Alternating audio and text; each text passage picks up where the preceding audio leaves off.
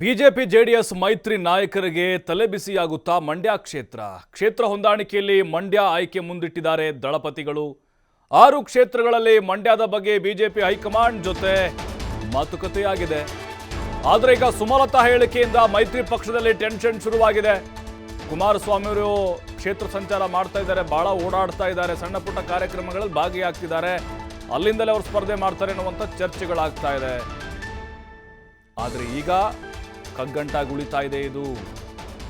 ಇದು ಬಿಜೆಪಿಯವರಿಗೆ ಬಹುಶಃ ಸವಾಲಾಗ್ಬೋದು. ಈ ಕಗ್ಗಂಟನ್ನು ಬಿಡಿಸೋದು, ಮಂಡ್ಯ ಬಿಡಲ್ಲ, ಇಲ್ಲಿಂದಲೇ ಮತ್ತೆ ಚುನಾವಣೆಗೆ ಸ್ಪರ್ಧೆ ಮಾಡ್ತೀನಿ ಅಂತ ಆಲ್ರೆಡಿ ಸಂಸದೆ ಸುಮಲತಾ ಅಂಬರೀಶ್ ಅವರು ಹೇಳಿದ್ದಾರೆ. ಬಿಜೆಪಿಯಿಂದ ಟಿಕೆಟ್ ಸಿಗದೆ ಹೋದ್ರೆ ಹಾಗಾದ್ರೆ ಪಕ್ಷೇತರವಾಗಿ ಸ್ಪರ್ಧೆ ಮಾಡ್ತಾರಾ? ಲೋಕ ಚುನಾವಣೆಗೆ ಸ್ವಾಭಿಮಾನಿಯಾಗಿ ಕಣಕ್ಕಿಳಿತಾರಾ ಸುಮಲತಾ ಅವರು?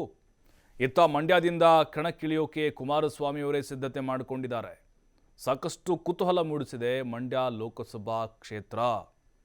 2019ರಲ್ಲಿ ಇದೇ ಸುಮಲತಾ ಅವರು ಪಕ್ಷೇತರವಾಗಿ ಅಭ್ಯರ್ಥಿಯಾಗಿದ್ದರು. ಅಲ್ಲಿ ಮೈತ್ರಿ ಅಭ್ಯರ್ಥಿಯಾಗಿ ನಿಖಿಲ್ ಅವರು ಕಣಕ್ಕಿಳಿದಿದ್ದರು, ಆದರೆ ಸೋತರು. ಆದರೆ ಈಗ ಕುಮಾರಸ್ವಾಮಿ ಅವರ ಸ್ಪರ್ಧೆಯಿಂದ ಸುಮಲತಾ ಅವರು ಹಿಂದಕ್ಕೆ ಸರಿಯುವಂಥ ಪ್ರಶ್ನೆ ಇಲ್ಲ ಅನಿಸ್ಬೋದು. ಅವರು ಏನೋ ಬೆಂಗಳೂರು ಉತ್ತರಕ್ಕೆ ಬರುತ್ತೆ ಅಂತಾರೆ, ಬರ್ತಾರೆ ಅನ್ನುವಂಥ ಚರ್ಚೆ ಇತ್ತು. ಆದರೆ ಈಗ ಇಲ್ಲ, ನಾನು ಸ್ಪರ್ಧೆ ಮಾಡಿದರೆ ಮಂಡ್ಯದಿಂದಲೇ, ನಾನೇನು ಬಿ ಜೆ ಪಿಗೆ ಕಂಪ್ಲೀಟಾಗಿ ಏನೋ ಬೆಂಬಲವನ್ನು ಕೊಟ್ಟಿಲ್ಲ, ಬಾಹ್ಯವಾಗಿ ಬೆಂಬಲವನ್ನು ಕೊಟ್ಟಿದ್ದೇನೆ ಅಷ್ಟೇ, ಸೇರ್ಪಡೆಯಾಗಿಲ್ಲ ಅನ್ನುವಂಥ ಹೇಳಿಕೆಯನ್ನು ಕೊಟ್ಟಿದ್ದಾರೆ. ಬಟ್ ಇದು ಖಂಡಿತವಾಗ್ಲೂ ಈ ಸಮಸ್ಯೆ ಬಿ ಜೆ ಪಿ ನಾಯಕರಿಗೆ ತಲೆನೋವು ಪರಿಣಮಿಸ್ತಾ ಇದೆ. ಮತ್ತಷ್ಟು ಮಾಹಿತಿ ಸ್ವಾಮಿ ನೀಡ್ತಾರೆ. ಸ್ವಾಮಿ, ಈಗ ಈ ಸೀಟು ಹಂಚಿಕೆಗೆ ಸಂಬಂಧಪಟ್ಟಂತೆ ಮಂಡ್ಯನೇ ದೊಡ್ಡ ರೀತಿ ಕಗ್ಗಂಟಾಗಿ ಉಳಿಬೋದಾ ಅಂತ ಮೈತ್ರಿ ನಾಯಕರಿಗೆ? ಕುಮಾರಸ್ವಾಮಿ ಸ್ಪರ್ಧೆ ಮಾಡಿದ್ದೇ ಆದರೆ ಈಗ ಅಲ್ಲಿ ಸುಮಲತಾ ಅವರು ಪಕ್ಷೇತರವಾಗಿ ಸ್ಪರ್ಧೆ ಮಾಡೋದು ಬಹುತೇಕ ನಿಚ್ಚಳನ, ಅಥವಾ ಏನಾದರೂ ಕ್ಷೇತ್ರ ಬದಲಾವಣೆ ಮಾಡೋ ಸಾಧ್ಯತೆಗಳಿರ್ಬೋದಾ? ಹೇಗೆ ಪ್ರಭು, ಈಗಾಗಲೇ ಬಿಜೆಪಿ ಹಾಗೂ ಜೆಡಿಎಸ್ ಮೈತ್ರಿ ಬಳಿಕ ಲೋಕಸಭಾ ಚುನಾವಣೆ ಚುನಾವಣೆಯಲ್ಲಿ ಕ್ಷೇತ್ರಗಳ ಹಂಚಿಕೆಯು ಕೂಡ ಮಾತುಕತೆ ಯಶಸ್ವಿ ಆಗಿದೆ ಅಂತಾನೆ ಹೇಳ್ಬೋದಾಗಿದೆ.